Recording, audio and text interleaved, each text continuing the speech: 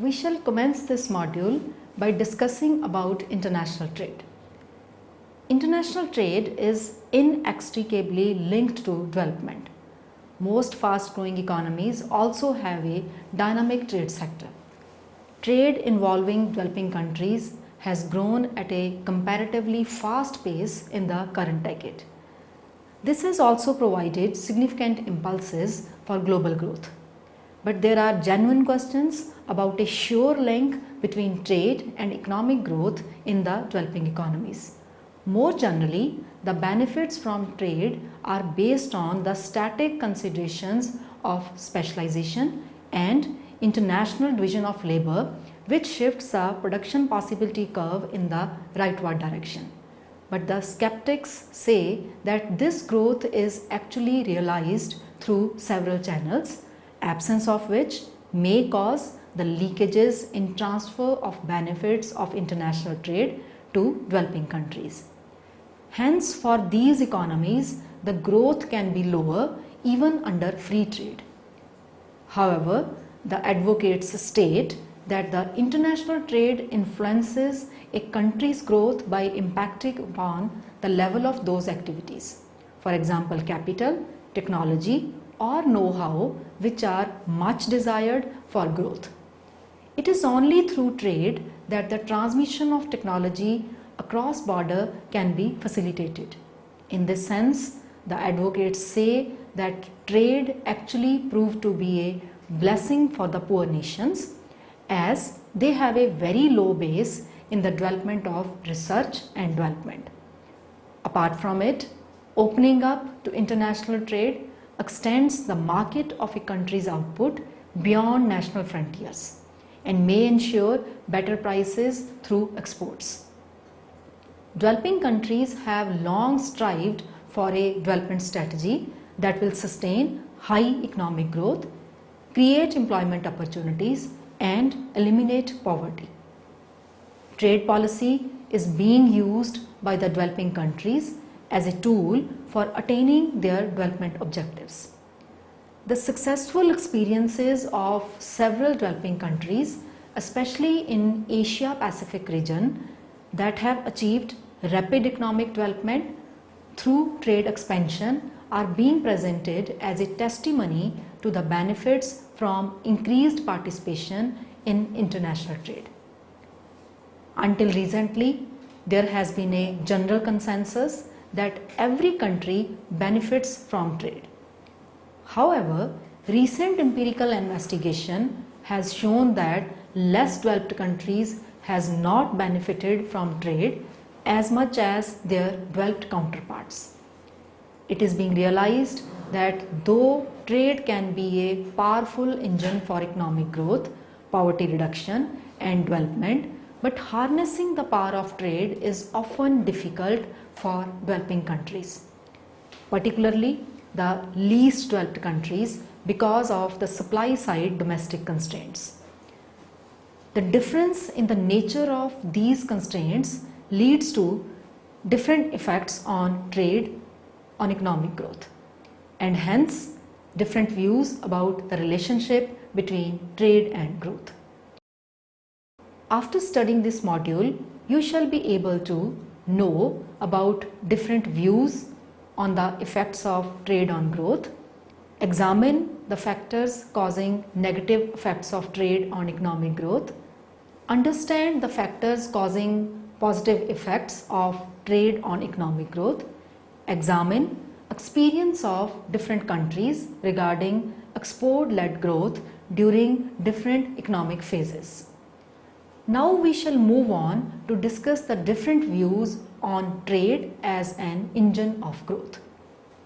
The question of relation between free trade and economic growth has engaged the attention of several economists like Naxey, Haberler, Mittal, Johnson, etc., who have diametrically opposite views to each other regarding the effects of trade on economic development. According to the classicals as well as the neoclassicals, the trade has its sure positive effects on economic growth of the trading countries, provided it is free from all controls.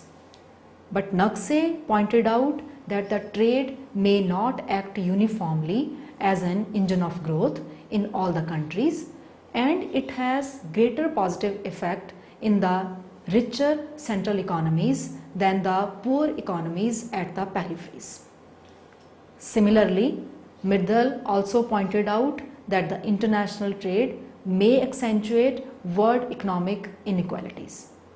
Both Naqse and Mirdal agreed that the chief instrument of this unequal distribution is the adverse terms of trade for the underdeveloped economies who have huge import needs to give impetus to their process of growth, and for this purpose they too have to increase their exports. But they are able to export only the primary goods, which have less elastic demand in the international market. As a result, they always face adverse balance of payments. On the other hand, Haberler advocates the positive effect of international trade on economic growth. So let us first discuss Haberler's views. Haberler in 1971 advocates that the free trade is the best policy to register economic growth, and apart from direct static gains, there are other valuable indirect gains as well which push the economy on faster growth path. These are: number one, trade provides the capital goods required by the underdeveloped countries for economic development. Number two, it disseminates technical know-how. Number three, it facilitates international movement of capital. And number four, it is the best guarantee against the emergence of monopolistic conditions. The second view is that of Prebisch-Singer thesis. In an attempt to shed the euphoria around the international trade as being an engine of growth, Prebisch and Singer tried to show that the developing economies are not in position to gain from trade due to secular trends of deterioration in terms of trade for these economies. Actually, the net earnings from the trade which may help the developing economies to raise their level of national income depends upon not only on the quantity of exports and imports but also on the prices of exported and imported commodities. On basis of empirical evidence from United Kingdom between 1870 and 1940, Rolf Prebisch demonstrated that terms of trade had secular tendency to move against the primary products and in favor of manufactured and capital goods. Since the structure of the developing countries is characterized by predominance of primary activities, their composition of trade is also dominated by export of the primary goods and imports of the manufactured and capital goods. Hence, the developing countries are not in position to translate the benefits of trade into growth of their economies. The primary goods generally have low income and price elasticity, while the manufactured goods are more price elastic. Therefore, as the price of manufactured good increases in the international market, the import expenditure of the developing economies increases and they have to export more in order to meet this expenditure. The decline in relative prices of the exportables of the developing economies vis-a-vis the importables from the developed world forces the developing economies to divert their scarce productive resources from the more desirable and indigenous production sectors to the export sector. This choice may not be the optimal one from the point of view of the growth as well as welfare of the economy. But Haberler pointed out a few drawbacks in this argument. He says that the terms of trade deterioration argument is based on two assumptions. Firstly, that the industrialized countries keep up their prices at artificial levels through monopolistic practices, and secondly, that because of the operation of Angel's law, as the incomes of the advanced countries rise, a diminishing proportion of these incomes is spent on foodstuffs, which form an important part of the exports of underdeveloped countries. He says that depreciation of terms of trade is bad for the underdeveloped countries. Birlas points out that it is the depreciation of single factorial terms of trade that matters and not the commodity terms of trade. In other words, it is bad if the fall in export prices is due to inelasticity or fall in foreign demand, but not if it is due to a reduction in the cost of production due to technological progress or increased efficiency. He stated that in the past few decades, the income elasticity of demand for food seems to have been fairly high and stable. But still, we can say that the developing countries will not be able to reap all the benefits as the cost and consumption pattern of the foodstuff in the developed world changes from cereals and other grains to more processed foods, meat, eggs, cheese and other dairy products which the underdeveloped countries do not export on any significant scale. The advocates of Prebisch-Singer thesis say that due to secular deterioration in terms of trade, the developing economies have low capacity to import, due to which they suffer from secular deficit in balance of payments, leading them to debt trap and exploitative dependent relations with the developed central economies. This hampers their natural process of growth. As the prices of primary goods remain lower relative to the prices of the manufactured goods, the capacity to import goods falls for the developing economies. But to meet their requirements, they have to continuously bear the deficit in their balance of payments. And if these deficits stay for a long period, they have to borrow, which further adds to their woes, as in subsequent time periods when these countries will be repaying their debt, a high proportion of their export proceeds will not be available for imports. This further increases their debt burden. This declining capacity to import, going deep into the debt trap and deteriorating terms of trade have serious negative effects on economic growth of the developing economies. The third idea is that of immeasurizing growth. The idea of immeasurizing growth was put forward by Jagdish Bhagwati in 1958. By immeasurizing growth, he refers to a situation where the growth, which has been the outcome of technical progress and factor accumulation, actually leads to acute deterioration in terms of trade. This deterioration imposes a loss of real income which outweighs all the primary gains of trade and thus results in net losses to the society. The fourth idea is that of beneficial growth. The thesis of immeasurizing growth is based on several assumptions, which may not always be true. It assumes that the country's growth is biased towards export sector, which sells the commodities which have low price elasticity, and expansion in export supply leads to large drop in price.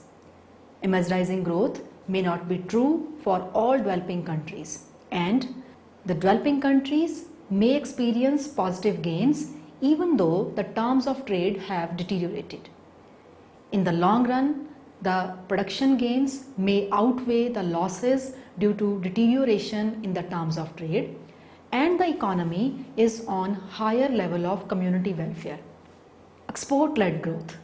For the past 30 years, development policy has been dominated by the paradigm of export-led growth. The export-led growth paradigm rose to prominence in the late 1970s when it replaced the import substitution paradigm that had dominated development policy thinking in most of the developing economies. It states that the foreign trade helps the developing economies to enjoy the benefits of extended market and the economies of scale.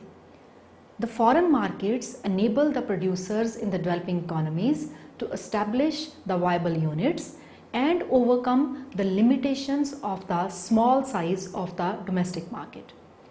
Actually, the paradigm of export-led growth has undergone through several phases.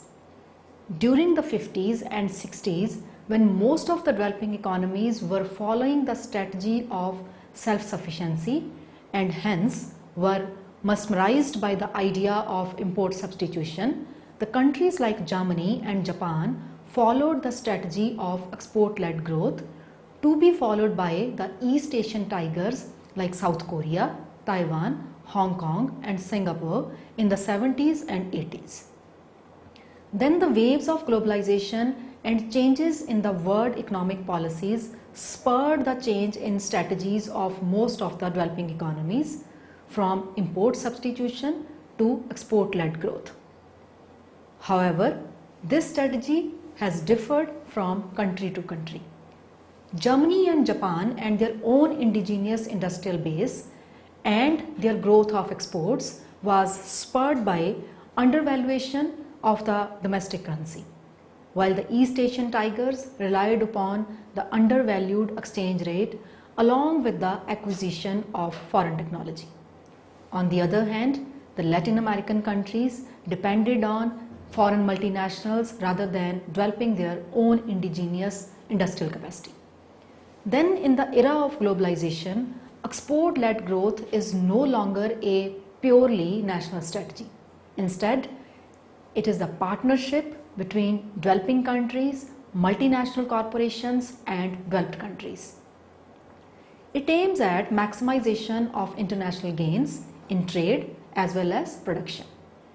It has promoted a new type of export-led growth based on relocating existing production and diverting new investment that benefits emerging market economies by creating jobs, transferring technology and relieving balance of payment constraints on growth. However, the economies may not be owning the industrial base or experience the process of industrialization of their economies.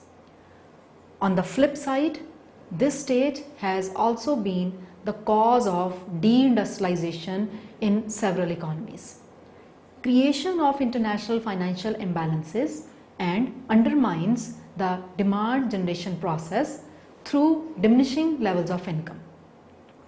But China set a different trend in this type of growth. It followed this strategy with a combination of import controls, undervaluation of currency, development of indigenous technology and industrial base. Thus, we can see that different countries have followed this strategy in a different manner. However, the benefits have also proved much more elusive. Though China had done well in terms of productivity growth and growth of income, but countries like Mexico had been less successful. It is being felt that the initial gains from such strategy cannot be sustained until the economies do not improve their competitive strength through building infrastructure, industrial base and other related services. Let us now summarize what we have discussed in this module. Thus, we can see that there are different views about trade being an engine of growth. The advocates of this idea emphasize that trade enhances the production potential of the developing economies, provide them an extended market, better allocation of resources, greater access to technology, which collectively lead to improvements in welfare. On the other hand, the thesis like secular deterioration of terms of trade and image-rising growth show the darker sides of the trade, which propagate the idea that although international trade may lead to economic gains, but the distribution of these gains between the developed and the developing economies is not equal. They state that given the structure of the developing economies, they are not in position to reap these gains and through unfavorable terms of trade, their welfare level actually falls. Hence, while on the whole, trade expansion has contributed to economic growth, increased employment and poverty alleviation, a considerable number of developing countries have remained at the margin of this process. To integrate these countries in the global economy in such a way that they may be increasingly share the benefits of the expanding world trade is one of the main challenges facing the international community. The export-led growth strategy has also found that while openness to trade tends to spur growth, helps in stabilizing prices and promotes efficiency gains through increased competition, it may allow countries to take advantage of specialization and economies of scale, facilitates productivity increases, which are a key factor in sustained development. But such outcomes are not automatic. Mutually supportive policies and an adequate macroeconomic framework, infrastructure, and human resource development are necessary. That's all with this module. Thank you.